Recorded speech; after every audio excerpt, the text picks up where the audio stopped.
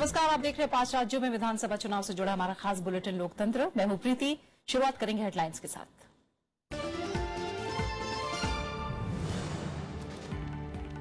उत्तर प्रदेश में 5वें दौर के प्रचार में सभी पार्टियों ने झोंकी ताकत। प्रधानमंत्री की 1, राहुल गांधी की 3 रैलियां, अखिलेश यादव 7 जनसभाओं को करेंगे संबोधित।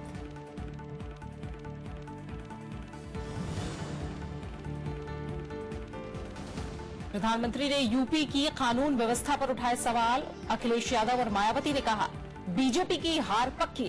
राहुल का कांग्रेस समाजवादी पार्टी गठबंधन की सरकार बनने का दावा।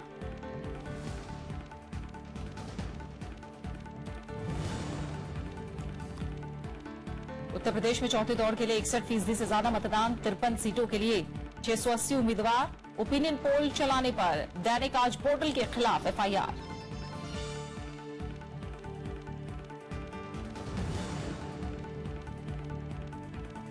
मणिपुर में रोम शर्मिला की प्रजा पार्टी ने जारी किया घोषणा पत्र। आफ्स्पा हटाने पर जोर। महिला आरक्षण और लोकायुक्त गठन का वादा।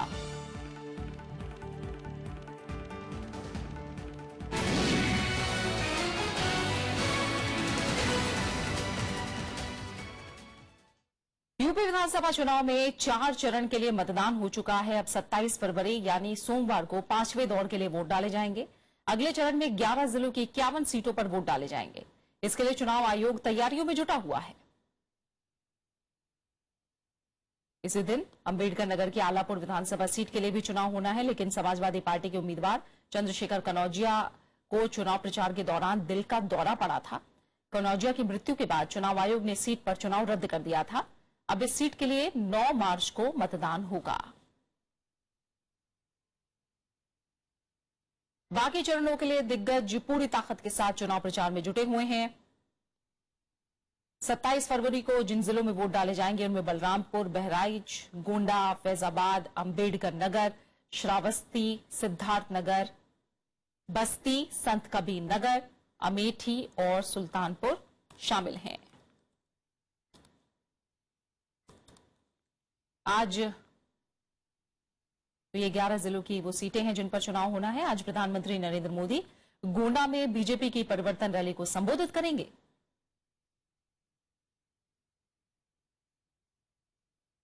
बीजेपी अध्यक्ष अमित शाह गोरखपुर के खोदाबाद में चुनाव प्रचार करेंगे।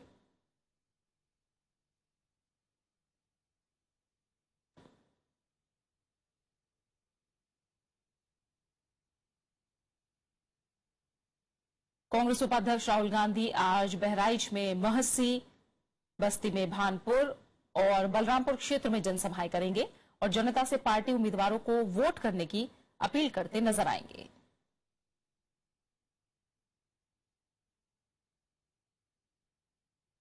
कांग्रेस प्रदेश अध्यक्ष राज बब्बर गौड़ा के घारी घाट में चुनावी सभा को संबोधित करेंगे।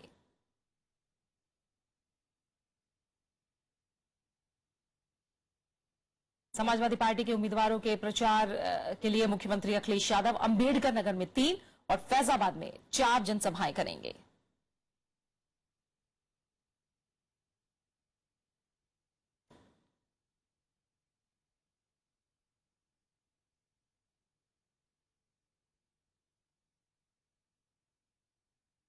और इस समय हम सीधा चलेंगे, गोंडा में मौजूद हैं हमारे संवाददाता पंचानन मिश्रा। उनका रुख करेंगे। पंचानन, सारा जोर अब 5वें दौर के चुनाव के लिए। गोंडा में आज प्रधानमंत्री नरेंद्र मोदी की रैली है। किस तरह का प्रचार नजर आ रहा है? किस तरह से ताकत झोंकी हुई है अब सभी दिग्गजों ने?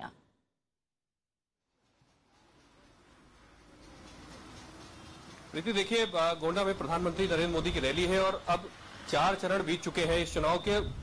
और जो बड़ी बातें जो सामने आई है उसमें यह है कि कुल मिला के जो बड़ी बयानबाजियां हुई हैं सभी नेताओं की तरफ से, चाहे प्रधानमंत्री नरेंद्र मोदी हो, चाहे मुख्यमंत्री अखिलेश यादव हो और चाहे वो बसपा की तरफ से हो, एक बयानबाजी के लिए चुनाव को याद रखा जाएगा। लेकिन एक जो चीज हमको दिख रही है कि जमीन पर जो बयानबाजी है उसके बाद जो माहौल है वो कुछ लगातार तल्ख होता जा रहा है। और प्रधानमंत्री नरेंद्र मोदी की रैली है उसमें हो सकता है कि कुछ ऐसी बातें फिर से सामने आए, क्योंकि निरंतर आरोप और प्रत्यारोप वो देखा जा रहा है। लेकिन जनता में उत्साह है, जैसा कि हमने देखा पिछले 4 चरणों में भी लगातार लोग बाहर निकल रहे हैं और अपना वोट डाल रहे हैं।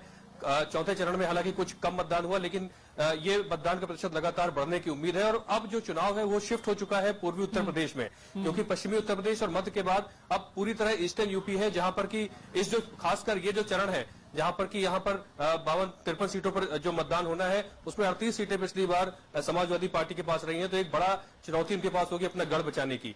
तो ये एक बड़ी चीज देखने को मिल रही है। और चुनाव प्रचार चरम पर है, सभी दिग्गज चुनाव प्रचार में लगे हुए हैं, चाहे वो राहुल गांधी हो, चाहे प्रधानमंत्री हो, चाहे वो बीएसपी की तरफ से हो और चाहे वो बीजेपी के अध्यक्ष अमित शाह हो। एक चरम पे चुनाव प्रचार जिसे कहते हैं वो देखा जा सकता है। बिल्कुल, जोर पूर्वांचल की तरफ है। और अगर बात करें पंचानन, तो सबसे ज्यादा घनत्व वाला हिस्सा है पूर्वांचल। अगर उत्तर प्रदेश में देखा जाए, आजादी के बाद देखा जाए तो 11 मुख्यमंत्री दिए हैं पूर्वांचल ने, लेकिन फिर भी विकास की बात जिस तरह से अभी भी पूर्वांचल का हिस्सा जो देख रहा है, क्या लग रहा है लोगों को उम्मीद है इस चुनाव में? अब कुछ क्या मुद्दे हैं?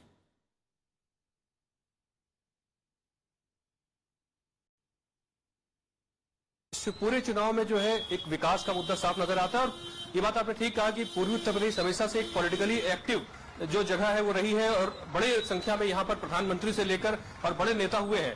तो एक जो वोटर्स में सबसे बड़ी बात यहाँ विकास को लेकर नजर आती है। जो एक कॉमन जो बात है वो एक बेरोजगारी को लेकर है, बिजली सड़क पानी तो मुद्दे रहते ही हैं। एग्रीकल्चर बेल्ट है पूरी, जहां पर किसानों की बड़ी संख्या में जो मात्रा होती है वो है, तो उनकी डिमांड जरूर है यहाँ पर कर्ज को लेकर और कर्ज से लेकर और किसानों के मुद्दे को लेकर। तो ये कुछ बड़े मुद्दे यहाँ पर हमेशा से रहे हैं। इसको कह लीजिए बेरोजगारी जो व्यापक मुद्दा हमें दिखा पूरे उत्तर प्रदेश के चुनाव में वो है, और विकास के नाम पर वोट की बात यहाँ पर सारी जनता यहाँ पर करती है। बिल्कुल पंचानन, आप हमारे साथ बने रहिए और इस बीच तमाम और अपडेट भी हम देते चले। प्रधानमंत्री नरेंद्र मोदी ने कल बहराइच और बस्ती में रैली की है। यहां उन्होंने विरोधियों के तमाम सवालों का जवाब देने की कोशिश की और फिर समाजवादी पार्टी और कांग्रेस गठबंधन की तीखी आलोचना की। उत्तर प्रदेश में 5वें और छठे दौर के लिए प्रचार तेज हो गया है। प्रधानमंत्री नरेंद्र मोदी ने बहराइच और बस्ती में रैली कर विरोधियों पर निशाना साधा। प्रधानमंत्री ने कहा कि अखिलेश यादव ने मजबूरी में कांग्रेस से गठबंधन किया है। उन्होंने कहा कि राज्य की जनता किसी भी अवसरवादी गठबंधन को स्वीकार करने वाली नहीं है। 27 साल यूपी बेहाल कहने वाले और सत्ता के दरमियान यूपी को बेहाल करने वाले, ये कहने वाले और करने वाले मिल गए हैं। अब उत्तर प्रदेश का हाल क्या होगा इसका आप अंदाज लगा सकते हैं। प्रधानमंत्री ने राज्य में कानून व्यवस्था को पूरी तरह से चौपट बताया। उन्होंने कहा कि महिलाएं रात में बाहर जाने की कल्पना भी नहीं कर सकती। उन्होंने राज्य के सर्वांगीण विकास के लिए बीजेपी की सरकार बनाने की अपील की।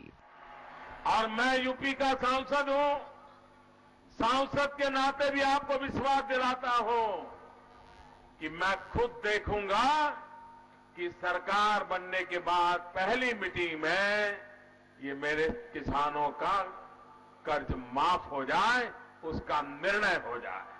प्रधानमंत्री ने अपने संबोधन में एक बार फिर नोटबंदी को जनता के हित में बताया, साथ ही काले धन पर सरकार की कोशिशों पर जोर दिया। Bureau report, Rajya Sabha TV. प्रधानमंत्री नरेंद्र मोदी के अलावा बीजेपी को जीत दिलाने के लिए पार्टी के बड़े नेता और केंद्रीय मंत्री भी मैदान में उतरे हुए हैं। पार्टी के आला नेता हर रैली में विरोधी दलों पर हमले तेज करते जा रहे हैं। पार्टी अध्यक्ष अमित शाह के निशाने पर लगातार समाजवादी पार्टी और कांग्रेस गठबंधन है। वो हर रैली में गठबंधन को अवसरवादी बता रहे हैं। महाराजगंज और सुल्तानपुर की रैली में उन्होंने कहा कि केंद्र में बीजेपी की सरकार बनने के बाद देश और मजबूत हो गया है।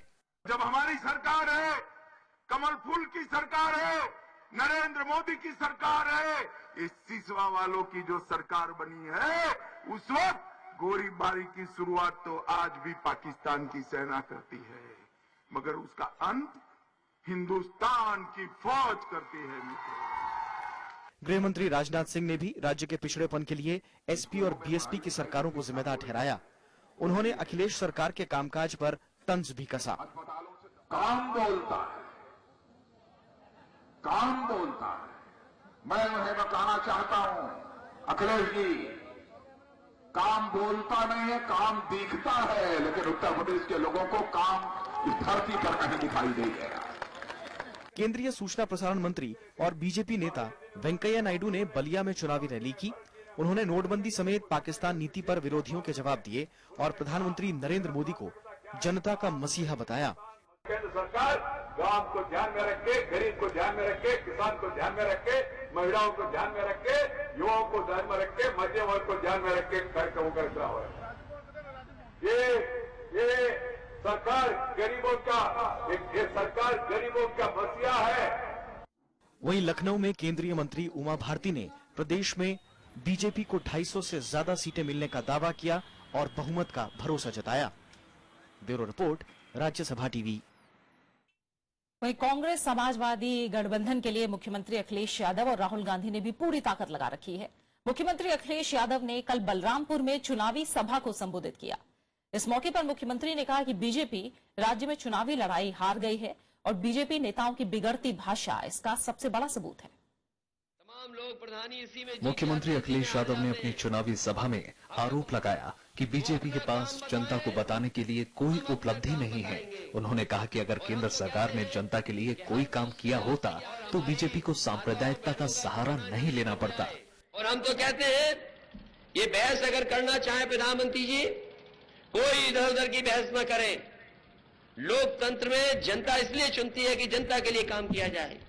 ये लोकतंत्र में ताकत है सबको, ये अधिकार मिला है कि एक एक वोट डाल करके सरकारें बनाते हैं। हम तो कहते हैं प्रधानमंत्री हमारे उत्तर प्रदेश को मत उलझाओ। अगर आप कहते हो कि गोद लिया बेटा है आप, हम तो कहते हैं कि बताओ हम तो उत्तर प्रदेश के ही हैं, हमें कौन गोद लेगा। हम समझते यही जनता हम लोगों को गोद लेकर के एक बार फिर सरकार बनाने का काम करेगी। मुख्यमंत्री ने कहा कि जैसे जैसे बीजेपी चुनाव हार रही है उनके नेताओं की भाषा बदल रही है। उन्होंने दावा किया कि बीजेपी नेताओं के बिगड़ते बोल उनकी हताशा जाहिर करते हैं। प्रधानमंत्री तो दुनिया के जाने कितने देश घूम आए, हर जगह हो आए, हमारे और आपके लिए कुछ नहीं लाए। बताओ कुछ लाए हो तो बता दो। इनसे ज्यादा गुमराह करने वाला कोई दल नहीं है। बताइए, हम तो कहां से कबूतर पढ़ते रहे, कहां से क्या पढ़ा रहे हैं हम लोगों को, बताइए। कमाल के लोग हैं, ये भाषा भी दूसरी पढ़ाना चाहते हैं हम लोगों को। ये उत्तर प्रदेश है, इस बार तुम्हारा कबूतर न उड़ा तो कहिएगा इस उत्तर प्रदेश से। मुख्यमंत्री ने आरोप लगाया कि बीजेपी ने चुनाव में हार मान ली है और अब बीएसपी के साथ गठजोड़ की कोशिशों में जुटी है। उन्होंने कहा कि बीएसपी पहले भी बीजेपी के साथ सरकार बना चुकी है। Bureau report, Rajya Sabha TV. वहीं कांग्रेस उपाध्यक्ष राहुल गांधी ने कल अमेठी के गौरीगंज में चुनावी रैली की। इस मौके पर उन्होंने आरोप लगाया कि केंद्र की बीजेपी सरकार किसानों से जुड़े मुद्दों पर गंभीर नहीं है। उन्होंने कहा कि प्रधानमंत्री कुछ पूंजीपतियों के अलावा किसी और के लिए नहीं सोचते। कांग्रेस उपाध्यक्ष राहुल गांधी ने आरोप लगाया कि प्रधानमंत्री नरेंद्र मोदी किसानों के मुद्दों को गंभीरता से नहीं लेते। उन्होंने कहा कि प्रधानमंत्री कहते हैं यूपी में बीजेपी की सरकार बनने पर किसानों का कर्ज माफ करेंगे। किसानों का कर्ज माफ करने के लिए किसी राज्य का सीएम होना जरूरी नहीं है।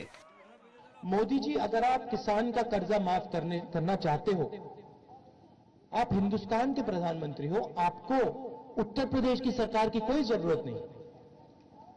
आप जाइए, कैबिनेट मीटिंग में जाइए, अपनी कैबिनेट को बुलाइए, मंत्रियों को बुलाइए और वहां ऑर्डर दे दीजिए कि मैं हिंदुस्तान के किसान का, उत्तर प्रदेश का किसान का कर्जा माफ कर रहा हूं। राहुल गांधी ने कहा कि जैसे जैसे चुनाव आगे बढ़ रहा है मोदी जी परेशान हो रहे हैं। उन्होंने दावा किया कि संभावित हार से परेशान प्रधानमंत्री अब सांप्रदायिक बयानों के जरिए लोगों को तोड़ने की कोशिश कर रहे हैं। और बनारस में चुनाव लड़े और वायदे किए। मेरे पास लिस्ट है वायदों की। गए हैं आप, बन गई रिंग रोड, बन गई मेट्रो, साफ हो गया बनारस, गंगा साफ हो गई। कुछ नहीं। मोदी जी, रिश्ते निभाने से बनते हैं, जताने से नहीं। कांग्रेस उपाध्यक्ष ने कहा कि वो बेरोजगारी बढ़ने और किसानों की बदहाली को लेकर चिंतित हैं। उन्होंने दावा किया कि राज्य में अगली सरकार कांग्रेस समाजवादी पार्टी गठबंधन की बनेगी और लोगों की मुश्किलें खत्म होंगी। Bureau report, Rajya Sabha TV. BSP प्रमुख मायावती ने अंबेडकर नगर और बहराइच की रैली में बीजेपी पर जमकर निशाना साधा। उन्होंने बीजेपी अध्यक्ष अमित शाह के बयान को आपत्तिजनक करार दिया। मायावती ने दावा किया कि मौजूदा चुनाव में बीएसपी अकेले दम पर सरकार बनाएगी। बीएसपी अध्यक्ष मायावती ने अंबेडकर नगर की रैली में बीजेपी की तीखी आलोचना की। उन्होंने बीजेपी अध्यक्ष के बयान की तीखी निंदा की। मायावती ने कहा कि विरोधी पार्टियों को कसाब कहा जाना बीजेपी की छटपटाहट को दर्शाता है।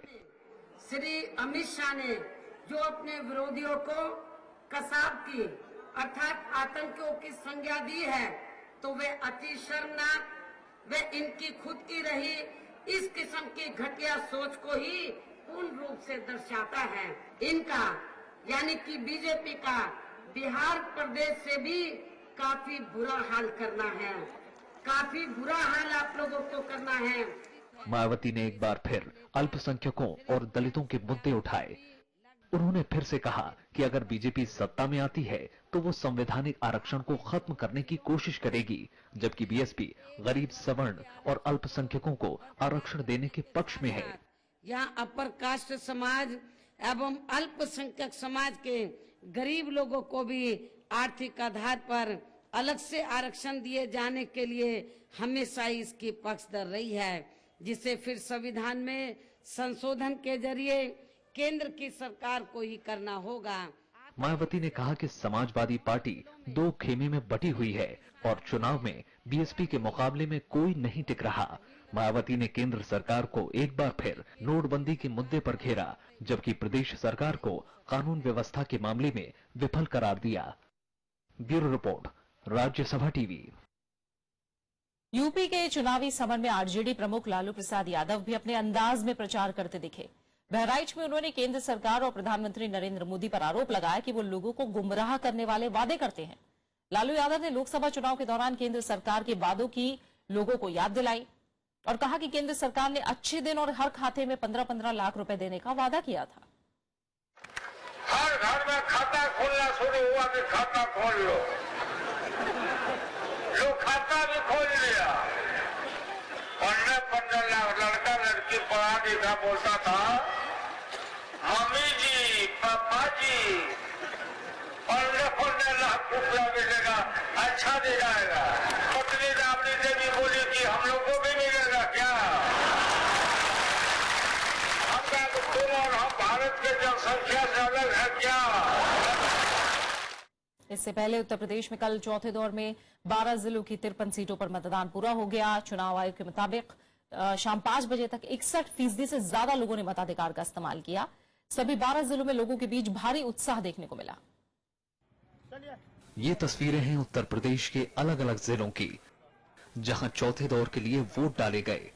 कई इलाकों में सुबह 7 बजे से पहले ही लंबी कतारें देखी गई। युवा मतदाताओं में खासा उत्साह देखा गया। वोट डालोगे तभी परिवर्तन होगा, तभी जितने हम लोगों की संख्या बढ़ेगी, जिसको हम जिताएंगे तो हम अपने मन मुताबिक जो है उस आदमी को चयन कर पाएंगे। वोट हम अपनी नई सरकार को बदलने के लिए डालते हैं, जो हमारे जरूरतों को पूरा करते हैं। हर साल उनमें हमारी जनता के ऊपर उम्मीदों को खरा उतरने के लिए नई सरकार का आना बहुत जरूरी है और एक वोट ही हार जीत तय करता है। जैसे बूंद बूंद से सागर बनता है, जैसे एक वोट बहुत ज्यादा इम्पोर्टेंट होता है।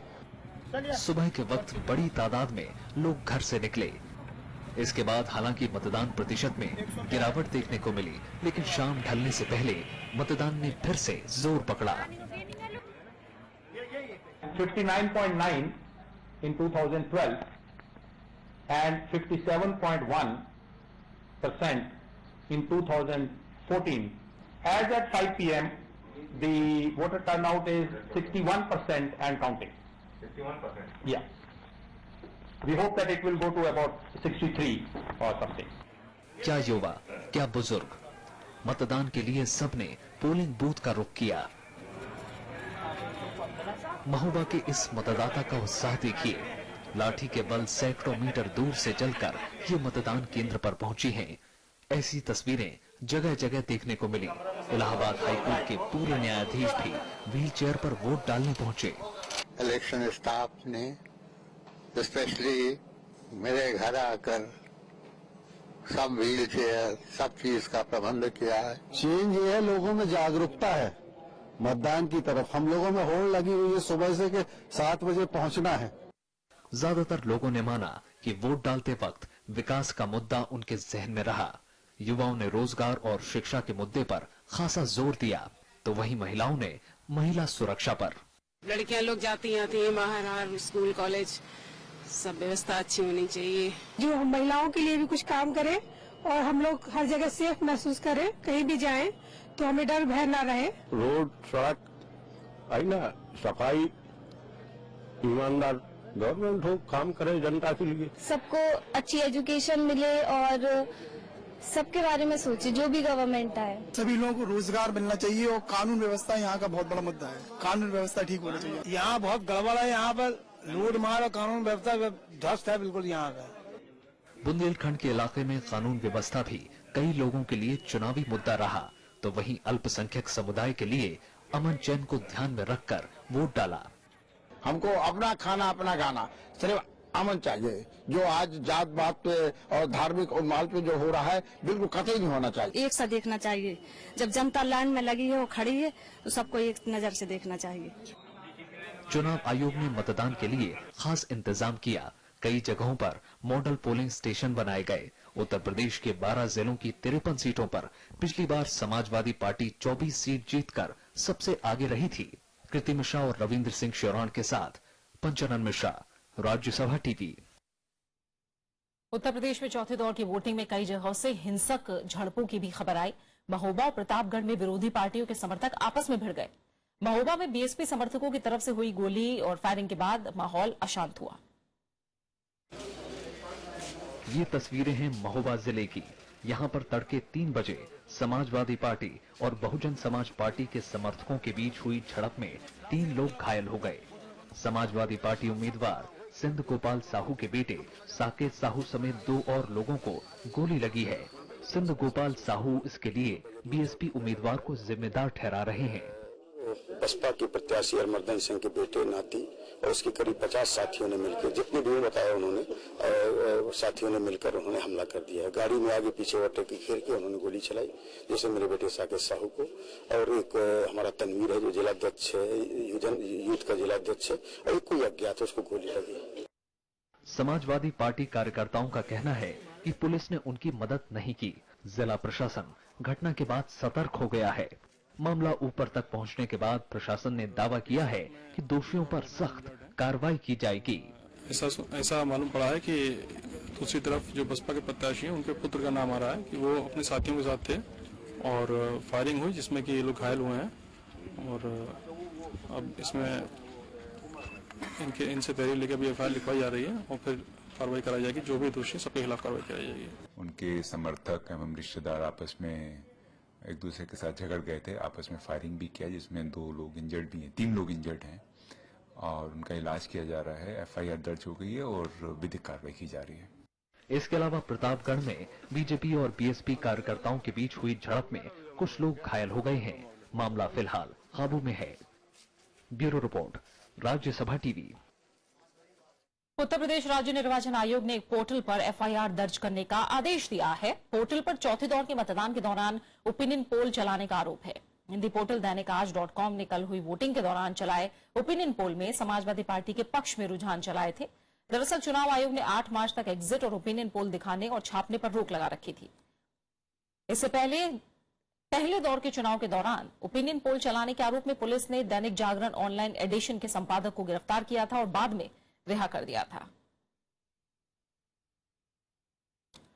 समाजवादी पार्टी ने अमनमणि त्रिपाठी को पार्टी से निकाल दिया है। ये कार्रवाई अमनमणि के बागी तेवर और अनुशासनहीनता के चलते की गई है। अमनमणि त्रिपाठी ने महाराजगंज के नौतनवा सीट से निर्दलीय उम्मीदवार के तौर पर चुनाव लड़ रहे हैं, जबकि समाजवादी पार्टी ने कुंवर कौशल किशोर को अपना आधिकारिक उम्मीदवार बनाया है। अमनमणि के साथ उनके चाचा पूर्व विधायक श्याम नारायण त्रिपाठी, सुधीर त्रिपाठी और अजीत मणि त्रिपाठी को भी पार्टी से निकाला गया है। अमनमणि त्रिपाठी अपनी पत्नी की मौत के मामले में सीबीआई जांच का सामना कर रहे हैं। सीबीआई ने पिछले हफ्ते ही पत्नी सारा सिंह की हत्या के केस में अमनमणि त्रिपाठी के खिलाफ चार्जशीट दाखिल की है। समाजवादी पार्टी के नेता शिवपाल यादव की लिस्ट में अमनमणि त्रिपाठी को नौतनवा से टिकट दिया गया था, लेकिन बाद में पार्टी मुखिया अखिलेश यादव ने उम्मीदवार बदल दिया था। और अब नजर मणिपुर पर।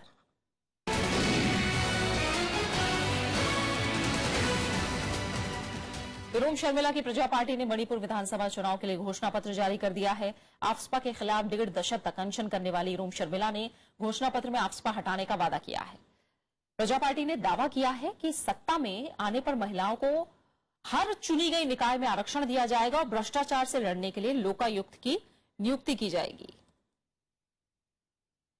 प्रजा पार्टी ने मणिपुर को भ्रष्टाचार मुक्त राज्य बनाने का दावा किया है। मणिपुर विधानसभा चुनाव से ठीक पहले केंद्रीय गृह राज्य मंत्री किरेन रिजिजू ने कहा है कि नगा समझौते में हर पक्ष की राय ली जाएगी। बीते साल NSCN-IM के साथ केंद्र के हुए समझौते के बाद किरेन रिजिजू ने साफ किया कि इसे अंतिम रूप देने से पहले सबसे राय मांगी जाएगी।